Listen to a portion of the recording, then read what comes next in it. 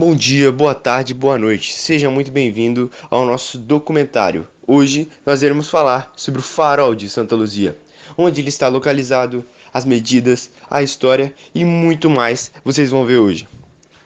Apresentado por Pedro Bicas, Marcos Bicas, Thiago Silva de Levedove Ribeiro e Heitor Ballarini.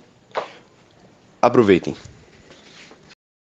Denominação do território.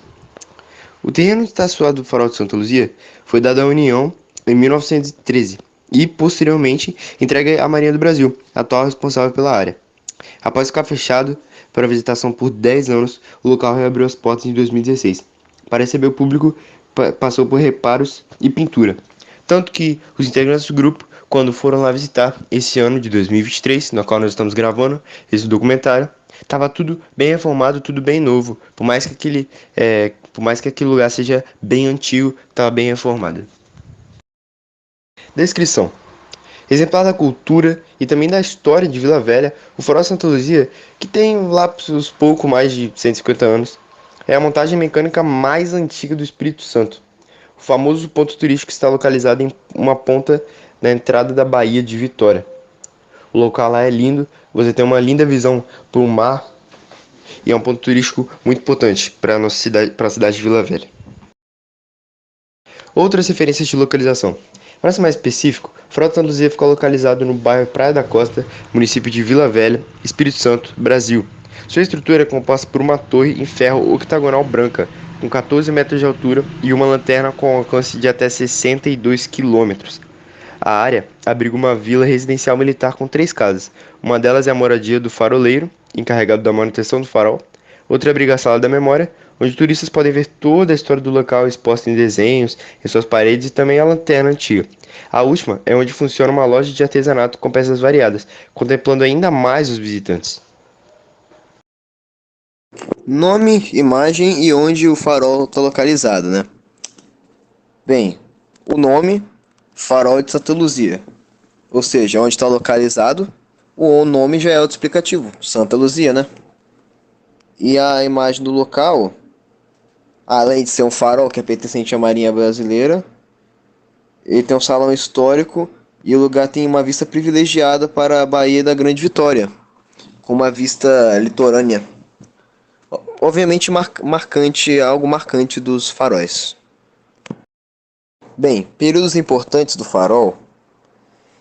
Em 1808, houve a chegada da família real, ou seja, a vigilância naval teve que ser melhorada. Em 1870, houve a elaboração de planos da construção. Em 71, foi a data de construção e inauguração. Em 1971, foi o centenário, essas foram datas diversamente importantes para a história desse farol. Bem, sobre a história do farol agora. Primeiramente, que foi, né, em 1808, como já dito antes, foi tido a vinda da família real ao Brasil. E com isso, foi preciso de maior preocupação com áreas específicas, assim, estratégicas no litoral.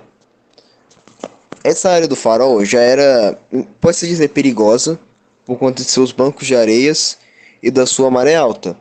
Portanto, era bom ter algum local que pudesse ficar lá de marcação, algo que pudesse ser de referência.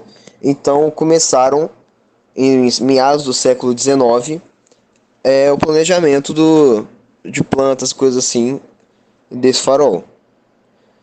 Aí, em 1870, foi as plantas, e 71, como dito antes, foi a chegada do farol, a montagem.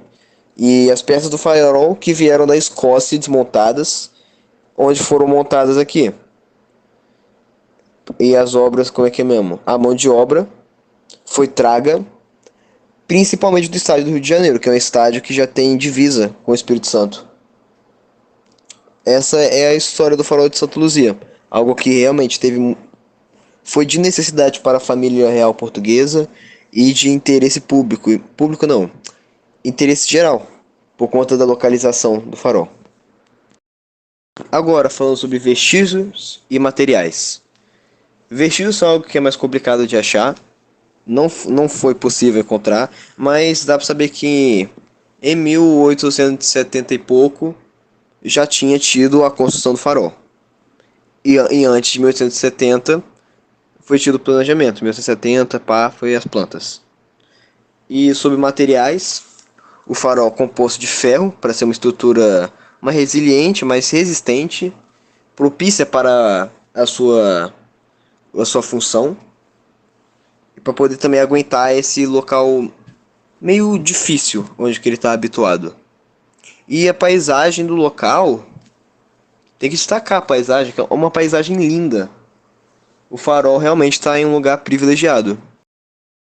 Eu vou falar um pouco de algumas coisas, inclusive como ele foi feito. Ele foi feito, a mão de obra foi, como antes falado, foi trazida do Rio de Janeiro diretamente para cá, onde foi construído, aparafusado as peças, lembrando que elas vieram desmontadas, tiveram ali um trabalho de montagem, mais ou menos com máquinas de funcionamento em peças, tipo de relojoaria e esse tipo de coisa. E a escada foi feita em ferro fundido. Então foi assim que foi feito o farol mesmo, a estrutura. As medidas foram um pouco difíceis de achar. Por exemplo, não achamos nem a largura e nem o perímetro da área. E também não vimos em nenhum lugar lá falando desses dados. Mas a gente tem os dados da altura, que são 12 metros de altura. Como eu já falei, não tem nem a largura nem o perímetro da área do local. Mas a gente tem outras coisas. Por exemplo, o alcance do farol, que é o equivalente a 15 milhas náuticas. Isso, 15 milhas náuticas, são equivalentes a 27, quase 28 quilômetros de distância. É uma distância bem considerável, considerando que eles precisavam ver muito longe, né? As embarcações. Algumas atividades que acontecem no local não são muitas assim que a gente conseguiu observar, porém são muitas atividades de turismo. O local é realmente muito turístico pelo seu fator histórico. Então, a visita, podendo ser guiada ou não, atrai turistas até mesmo de fora do país. Falando sobre a manutenção do lugar, o responsável pela manutenção do local é o faroleiro e seus cuidados são principalmente na durabilidade dos materiais, até porque os materiais são extremamente antigos, então eles precisam acabar passando por reformas constantemente.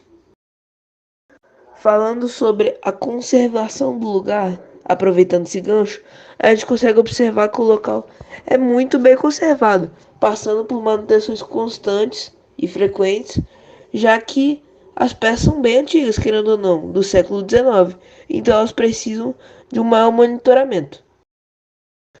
Então, nossa avaliação do lugar é, em geral, o Farol é um lugar muito belo, com uma história muito bela, uma vista muito bela e uma conservação muito eficaz.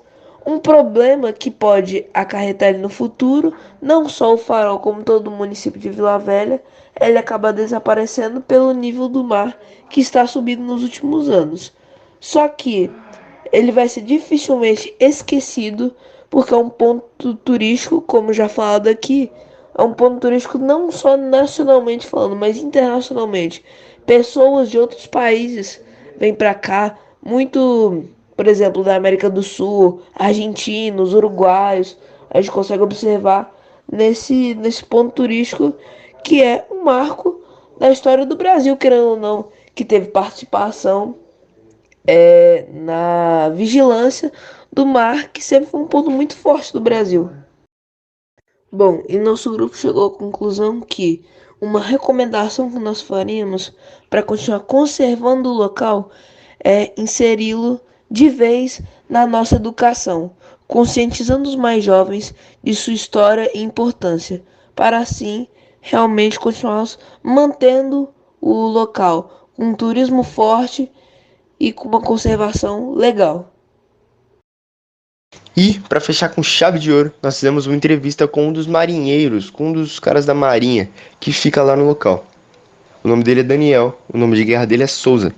E o principal objetivo dele, o principal trabalho dele lá no local, apesar dele ser muito novo, ele cuida lá do farol, cuida dos turistas, cuida do que entra, do que sai, porque lá é um local de preservação ambiental.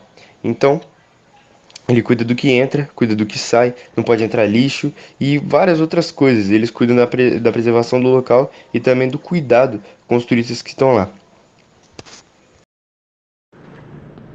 Então é isso. Espero que vocês tenham gostado do nosso documentário. Lembrando que ele foi feito por alunos do Instituto Federal do Espírito Santo, campus Santa Teresa, técnicos integrados em meio ambiente do ensino médio. E as fontes que nós utilizamos das informações, a gente usou sites na internet e também a nossa própria experiência ao visitar o local. Vejo vocês, até a próxima. Fui!